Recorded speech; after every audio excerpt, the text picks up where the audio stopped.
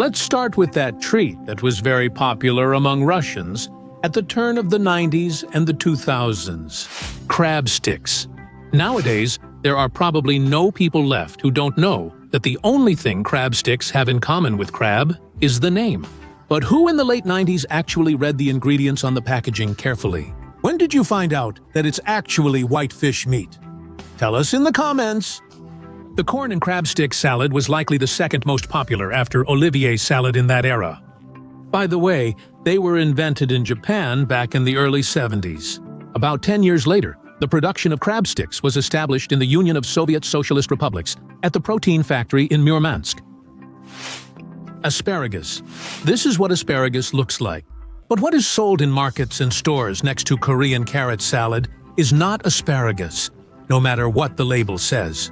In Russia, Ukraine, Kyrgyzstan, and Kazakhstan, a product that has nothing to do with asparagus is mistakenly called by that name. In Asian countries, it is known as fuju and is a product made from soy milk, the film that forms on boiling soy milk. Milk oolong. Just as a guinea pig is neither from Guinea nor a pig, milk oolong is neither milky nor an oolong. Milk oolong is a tea of mediocre quality, not very successful, whose taste is heavily sprayed with a pungent chemical flavoring by enterprising Chinese, and then exported to Russia with an absolutely unrealistic markup. This product is made entirely for export and is not consumed in China. The taste of such tea is similar to Indian green tea, with a single note of flavoring throughout the entire tea session. The difference with good Chinese tea is that its taste changes throughout the whole tea session. Milk oolong in Russia accounts for almost a quarter of tea sales, so many decent tea shops can't resist the thirst for profit. If you have a pack of milk oolong at home, we suggest you open it, take one last sniff of what deception smells like, and throw it away. And buy a good quality oolong instead, or even better, Ivan tea. It's healthier. Wasabi.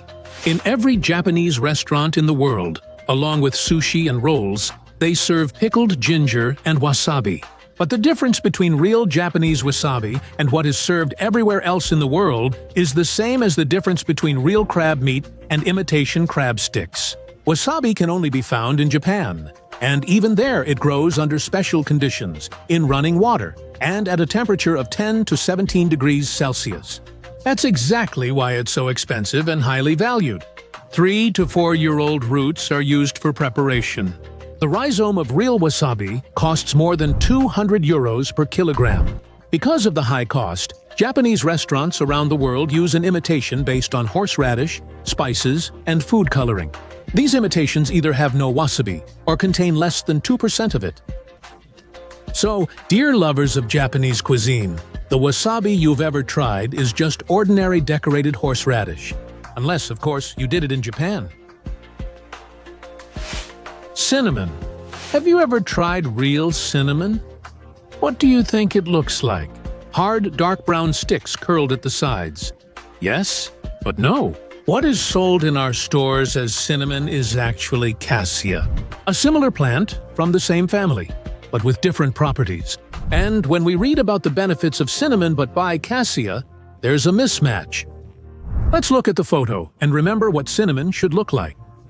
It looks like loose sticks of yellow or yellow-brown color, rolled from cut bark about as thick as a sheet of heavy paper. Ceylon cinnamon is very soft and breaks easily, crumbling with minimal pressure, and the spice has a sweet taste. You probably won't be able to find this kind in stores, because what we mostly get is Cassia, and that's what we're used to thinking of as cinnamon. They grow in different places. Cassia mainly comes from China and Indonesia, while the best cinnamon is Ceylon cinnamon from Sri Lanka. That's why you should buy cinnamon in sticks. That way, you can immediately see what kind you have in front of you. And real cinnamon costs several times more than Cassia. Cinnamon is more aromatic and tastier than Cassia, and much healthier. It contains up to 100 times less coumarin than Cassia, which in large doses can cause dizziness, headaches, and is hepatotoxic. If you constantly eat Cassia in large amounts, like cinnamon, you can get such side effects. Cinnamon has unique properties, and it can and should be generously added to all sweet dishes. It has a positive effect on the reproductive system, improves skin quality, and lowers blood pressure. Vanil is one of the most expensive spices on the world market. It is difficult to produce and difficult to grow. Outside of Mexico, the homeland of vanil, the plants have to be pollinated artificially to produce pods, because the bees that pollinated in Mexico live only in Mexico. Therefore, when you buy vanilla sugar in stores for 20 rubles per packet, you shouldn't expect your pastries to have a real vanilla aroma. Natural vanil is sold as whole pods, powder, or an alcohol extract containing 35% ethanol. It's even harder to find it on supermarket shelves than real cinnamon. The production volumes of natural vanil are greatly affected by the low cost of nature-identical flavorings, mainly vanillin and ethyl vanillin. Currently, the use of natural vanil is limited because it has been replaced by cheap synthetic vanillin, which cannot replicate the subtlety and lasting aroma of real vanilla. The formula of the aroma turned out to be too complex, and with proper storage, the lasting power of vanill's aroma is impressive. There have been cases where all the properties were preserved even 36 years after production. Macadamia, and the last on our list are macadamia nuts. So, what's wrong with them? You might ask, are they also not what they claim to be? No, when you buy macadamia, you really are buying macadamia. But there's one thing, you probably don't know what real macadamia tastes like. Usually, you buy nuts that have been treated with vanilla syrup. That's where the sweet, ice cream-like chocolatey nut flavor originates. At the same time, most people who have tried macadamia are sure that this is its real taste. In reality, the artificial flavor is very noticeable. You can't confuse it with the natural smell of nuts. Neither macadamia nor any other nuts can smell like vanilla. Only vanilla smells like vanilla. The shell of processed nuts tastes distinctly sweet and salty. The surface of the nuts themselves is also sweet and salty. If you rinse macadamia nuts with water, the vanilla creamy aroma becomes less pronounced, but it's impossible to remove it completely. Bananas. The opinion that we only get cheap feed varieties is just a myth. There are many more varieties of bananas than are brought to Russia, but none of them are actually used to feed animals. It's not economically viable. For example, there are bananas that aren't eaten raw. They're grown only to be fried. Fried bananas are a popular side dish. In Ecuador, Honduras, and other banana republics, they're served instead of bread. Over there, raw bananas are sweet, while ours can taste like boiled potatoes. The reason is simple. Bananas for export to Russia and other places are picked ripe but shipped green. Otherwise, they wouldn't survive the journey. After all, the sea journey to us takes at least 3 weeks. What happens to them next is the most interesting part. They ripen thanks to ethylene gas in special chambers. It is considered safe, but the taste still changes. After all, ethylene makes bananas ripen too quickly. At the same time, the starch in them doesn't have time to turn into sugars, so bananas end up tasting like potatoes. Palm oil. In Russia, instead of food-grade palm oil, they add technical-grade oil to products, which can only be used to make soap. Let's see what the difference is now. Milk, cottage cheese, butter, sour cream, baby food, ice cream, sweets. These products are part of every Russian's diet, and all of them can contain palm oil. Some of you might be thinking, so what? Developed European countries buy palm oil in large quantities, and people there live just fine. But in Europe, food standards are strict, while in Russia, safety parameters are completely different.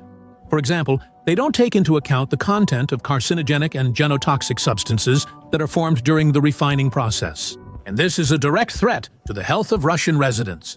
Palm oil is obtained from the fruits of oil palms that grow in Southeast Asian countries. The quality of the final product depends on where the harvest was stored and at which factories it was processed. One type of oil will be technical and only in demand for the production of biodiesel or soap, while another will be edible. There are several safety parameters by which the quality of vegetable fats can be assessed: the peroxide value and the content of glycidyl esters. The peroxide value shows how much the product has oxidized, in simple terms, how spoiled it is. And glycidyl esters are substances that are formed during the process of refining, heating, and purification. There are no such dangerous substances in the original raw materials. But in order for this mass, which resembles carrot puree, to become an ingredient for food products, it needs to be purified. And this is where glycidyl esters appear, which are so dangerous to health.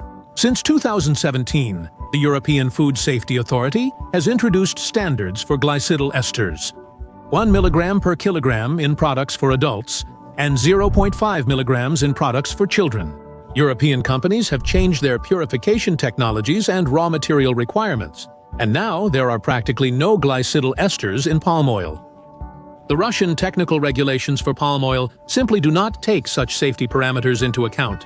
Russian fat and oil companies simply ignored all the research done by European scientists. And today, palm oil with dangerous glycidyl esters is still being sold in our country. It contains 10 milligrams of glycidol per kilogram. Products for adults are 10 times more dangerous and 20 times more dangerous for children compared to Europe. Such oil is banned in European Union countries. In Russia, technical palm oil is calmly sold at wholesale markets under the guise of food-grade oil, and it's used to make food products. And when it enters the human body, it can provoke the development of cancer. That's quite an unpleasant list. Write in the comments which of these tricks you didn't even suspect. And if this episode gave you something new to think about, give it a fair rating. And we're already preparing the next one. See you on Cremola.